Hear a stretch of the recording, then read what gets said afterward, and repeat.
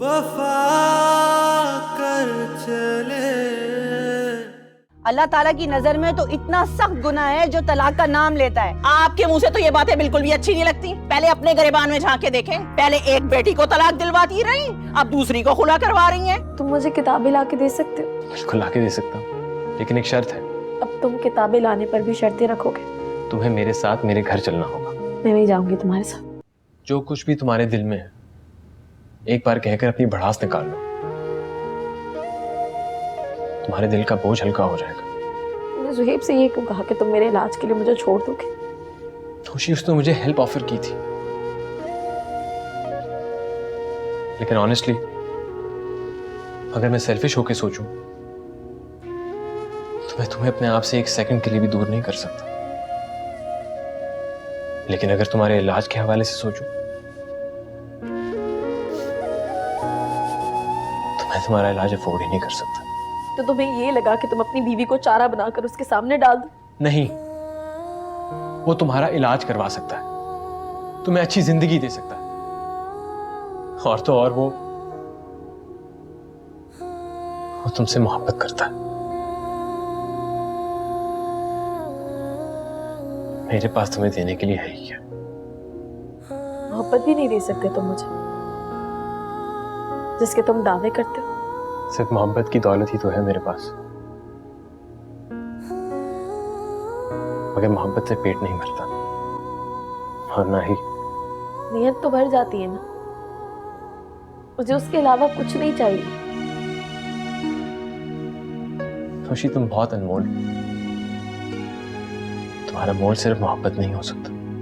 मोहब्बत ही सबसे अनमोल चीज होती है सज्जाद, जिसे दुनिया की कोई ताकत नहीं खरीद सकती। निमाए रे बाबुला रे, निमाए रे बाबुला रे।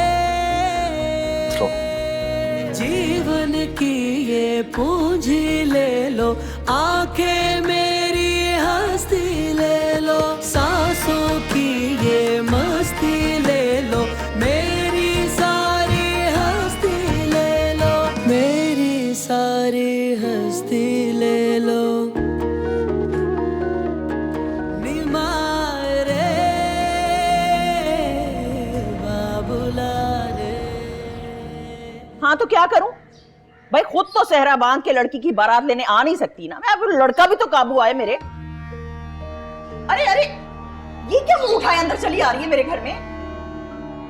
अम्मी, ये इसके शौहर का घर है और मैं इसे खुद लेकर आया हूं। वापस छोड़ के आए से इसकी माँ के घर? ये तो नहीं होगा अम्मी। अच्छा तो तू मेरी हुक्म अदूली करेगा? मैं आपको एक गुनाह करने से रोकूंगा। ये गुनाह और सवाब के कायदे ना मुझे ना पढ़ाना। माँ की बात ना मानना भी एक गुनाह है, और माँ की नाजायज बात मानना उससे बड़ी खता। सज्जाद प्लीज तुम फूफो से बहस नहीं करो, अब मुझे घर वापस छोड़। ठीक है, फिर हम दोनों ही चले जाते हैं यहाँ से।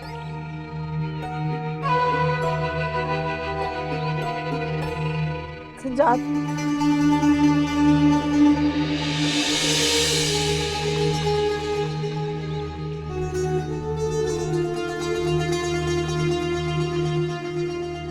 दिमाग खराब हो गया क्या तेरा? अब इस लड़की की खातिर तू अपनी माँ को छोड़ के चला जाएगा? अम्मी, आप भी समझने की कोशिश करें, मैं उसे नहीं छोड़ सकता। वो तो देख ही रहा है, पक्के जादू कराए हैं, पक्के वाले तुझ पे इन लोगों ने। इतनी नेगेटिव बातें क्यों करती हैं आप? किसी को ऐसा करने से क्या फायदा होगा? फायदा हुआ है ना, इतनी बड़ी सिल उठा के उन्होंने मेरे सीने पे रख दी है, और खुद हर जिम्मेदारी हर फिक्र से आजाद। अम्मी, नौशी बोझ नहीं है। हाँ, मेरी जिम्मेदारी जरूर है जो मैं आखिर तक निभाऊंगा। अब आप प्लीज, ये मेरे हाथ हैं, सुकून से मुझे मेरी बीवी के साथ रहने दें। तू एक काम कर, मेरा गला दबा दे। मैं ही रुकावट बन रही हूं ना तेरी खुशियों के रास्ते में।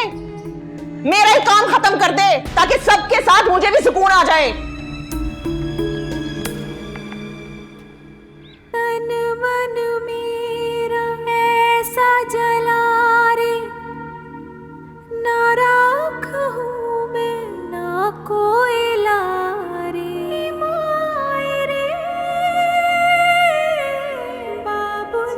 वो तो बहुत ही गुस्से में।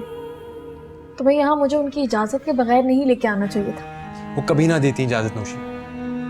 तुम जानती नहीं हो अम्मी को। लेकिन ऐसे तो मेरा यहाँ रहना और मुश्किल हो जाएगा। वो रोज कुछ ना कुछ बोलती रहेंगी और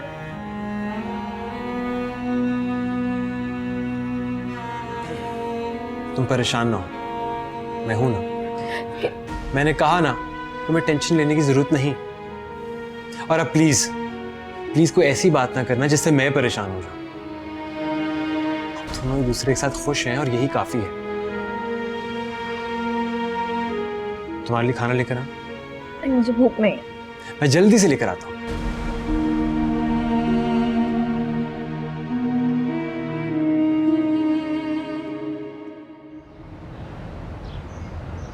मेरी नौशी से फोन पर ही बात करा दो, पता तो चले क्या हालात है वहां पर। कोई ऐसी वैसी बात होती तो वो खुद फोन कर लेती ना। आप क्यों टेंशन ले रहे हैं? सब ठीक ही होगा।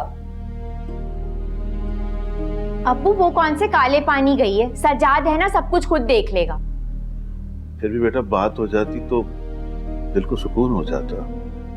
रामीन, बात करा दो इनकी, वरना ये चुप नहीं होंगे।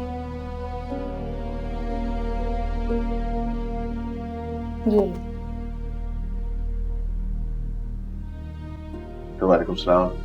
बेटा सब खैरियत है ना वहाँ पर? जी अब्बू, सब खैरियत है, सब ठीक है। वो मैं डर रहा था कहीं वो जैतून ने कोई हंगामा ना किया हो वहाँ। नहीं, उन्होंने कुछ नहीं कहा। आप मेरी फिक्र ना करें, यहाँ सब ठीक है। हाँ, अरे भाई मैं कब से तुम्हारे अब्बू को समझा रही हूँ कि सब खैरियत ही होगी, लेकिन ये मान गए। अच्छा ये तो बताओ, वो तुम्हारी सास ने कुछ तो कहा होगा। वो औरत चुप करके बैठने वाली तो नहीं है वैसे। अम्मी मैंने कहा ना, यहाँ सब ठीक है। बात सुनो, अपने मियाँ के भरोसे पे बैठना, और अगर ये औरत एक बोले ना तो उसको 100 सुनाना। चुप करके बिल्कुल ना बैठना। अगर चुप कर गई ना तो कच्चा चबा जाएगी तुम्हें।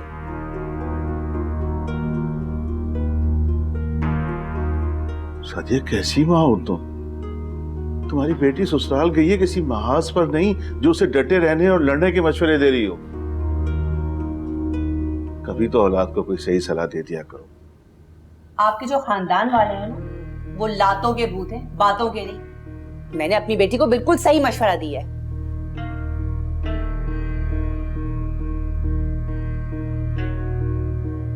खाना बनाने की भी कुछ तैयारी करो। हाँ बना रही।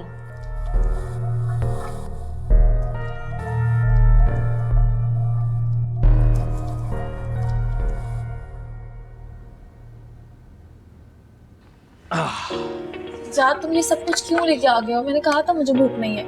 लेकिन मुझे तो है ना, मेरा थोड़ा साथ ही दे दो। हाँ, मुझे बिल्कुल भूख नहीं है, प्लीज। अच्छा चलो, मैं तुम्हें खुद खिलाता हूँ।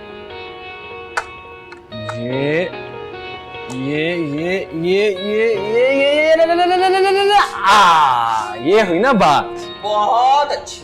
अब इसी बात की तो कसर रह गई थी कि तू इस महारानी को नवारे बना बना के खिलाएगा। अम्मी आपको क्या मसला है? ये है मेरा मसला।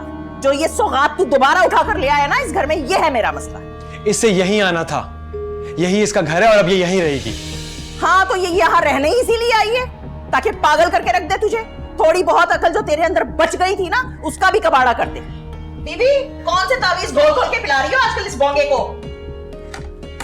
खुदा के लिए अम्मी चुप कर जाए, खुदा के लिए। मेरा सुकून दरहम बरहम करके तुझे इसको खाना खिलाने की फिक्र पड़ी हुई है। माँ के बारे में एहसास नहीं है तुझे जरा भी? तो अम्मी मैं आपके लिए भी लाया हूं, आए बैठे साथ मिलकर खाते हैं। रहने दे, जहर ला दे मुझे, वो ही खा लेती हूँ। इस बेशर्मी बेहयाई को देखने से तो बेहतर है निकल ही जाओ इस दुनिया से।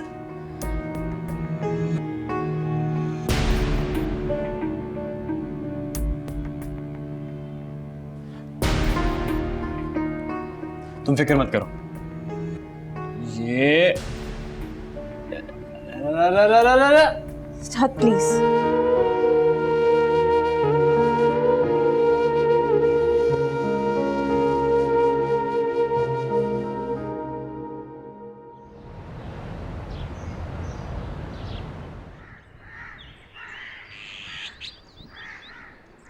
ज़ोहेब के लिए कोई चाय वगैरह तो लेकर आओ। अरे नहीं आंटी, उसकी कोई जरूरत नहीं है। तुम कहाँ मसरूफ रहे? मैंने तो तुम्हें बहुत याद किया है। याद तो आंटी मैंने भी किया, पर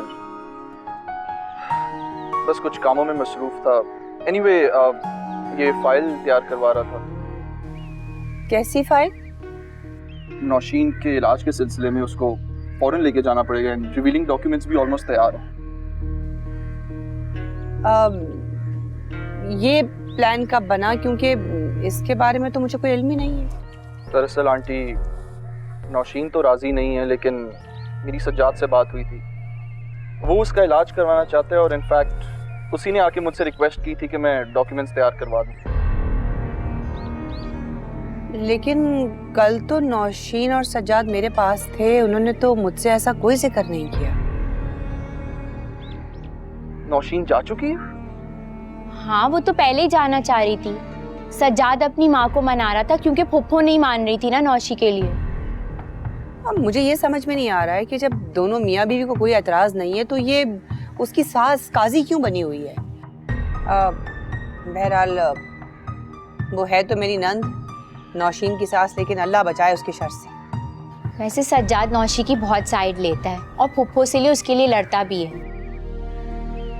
स्ट्रेंज, मुझे इल्म नहीं था कि वो जा चुकी होगी। आई थॉट वो अभी भी यहाँ होगी और मैं आके उसे वीजा के सिलसिले में गाइड कर दूंगा। तुम मुझे बता दो, जब उसका फोन आएगा तो मैं उसे समझा दूंगी। तुम चाय तो लेकर आओ ज़ुहैब के लिए।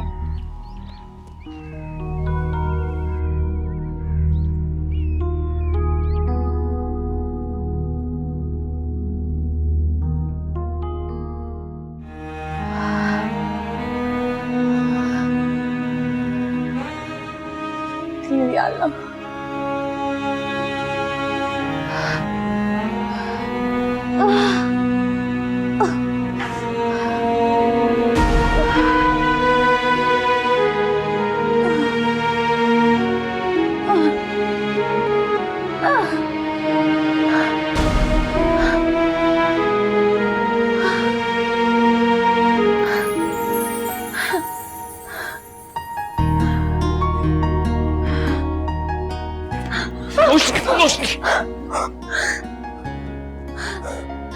सज्जाद, मैं चल सकती हूँ।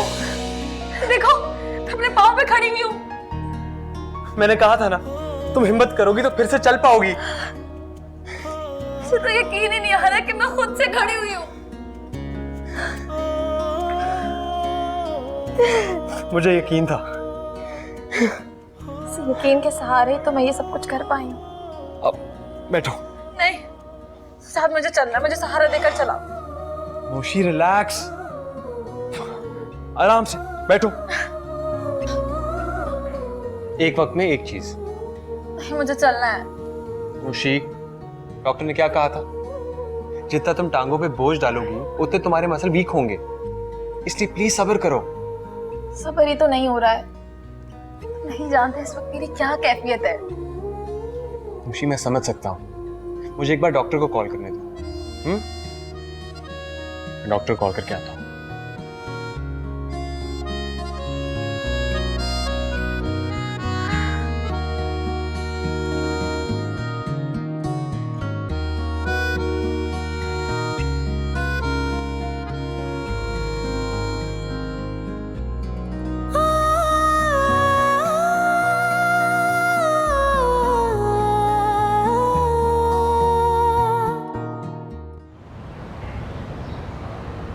वो इलाज वगैरह की बातें कर रहा था, तुमने कब उसके साथ प्लान बना लिया? मैंने उससे इस तरह की कोई बात नहीं की अम्मी।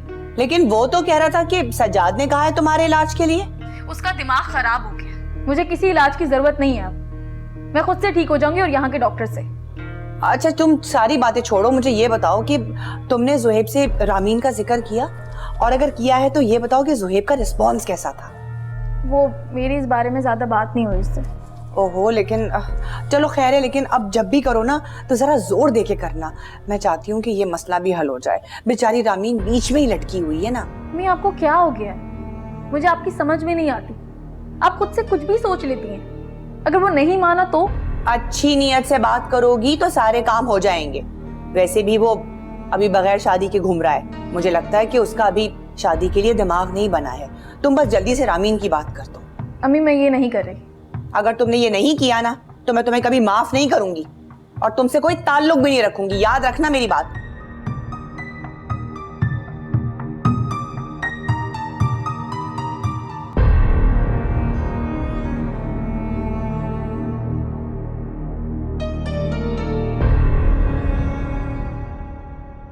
अम्मी, मैंने आपसे पहले ही कहा था वो नौशी की ना नियत खराब है, वो किसी को खुश नहीं देख सकती, वो अपनी माजूरी का बदला ले रही है मुझसे। अरे भाई थोड़ा सब्र तो करो, करेगी ना वो।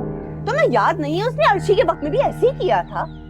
मैंने इसी आस में ना अपनी सारी कश्तियां जला दी हैं। अगर वो जोहेब नहीं माना तो मैं तो कहीं की नहीं रहूंगी ना। तुम्हारा हर वक्त रोना धोना लगा रहता है, जरा सब्र से काम लिया।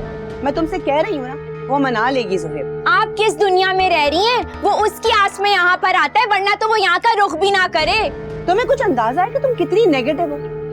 कुछ अच्छा सोचा करो ताकि तुम्हारे साथ कुछ अच्छा हो। कुछ अच्छा सोचने वाले हालात भी तो हो मेरे साथ, हमेशा से मेरे साथ बुरा ही हो रहा है। अरे सबके साथ कुछ ना कुछ हो रहा है, सब किसी न किसी मुसीबत में, लेकिन कोई इस तरह रोता धोता नहीं जिस तरह तुम रोती हो। और तैयारी से तो कहीं से नहीं लगता है कि तुम्हारी कश्तियां जल गई हैं। तैयारी में तुम्हें कुछ नहीं फिक्र होती, हमेशा सजी धजी रहती हो। मेरे सामने आके बस तुम्हारा रोना पिटना शुरू हो जाता है। अब जाओ यहाँ से।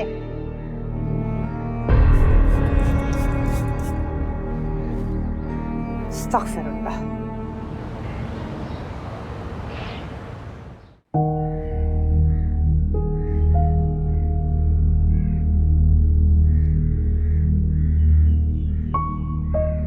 देखा, डॉक्टर का भी यही कहना है कि टांगों पे ज्यादा बोझ नहीं डालना। मगर मेरा ख्याल है कि मुझे चलना चाहिए। मेरा भी यही ख्याल है नौशी, बस मुझे फिक्र है कि कहीं कोई मसल डैमेज ना हो जाए।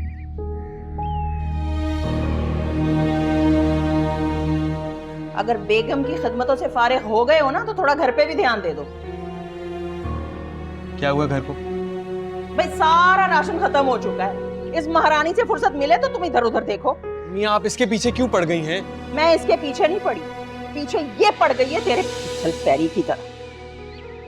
महारानी सारा दिन सेठानी बन के बैठी रहती है और तू लट्टू की तरह आगे पीछे घूमता रहता है।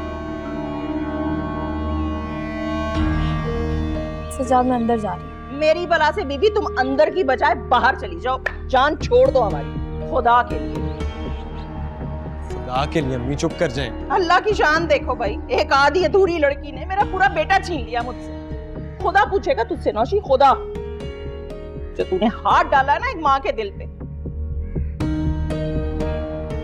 उसे तो नहीं है, तू ही एहसास कर ले थोड़ा सा मेरा।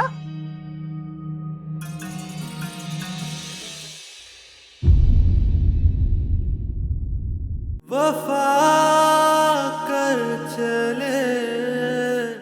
तुम हमारी लड़ाई में हमारे बच्चे को बहुत नुकसान पहुंचा रही हो, वो डिस्टर्ब होकर रह जाएगा। डिस्टर्ब तो हम सब भी हैं, और ये वक्त इन बातों का नहीं है सईद।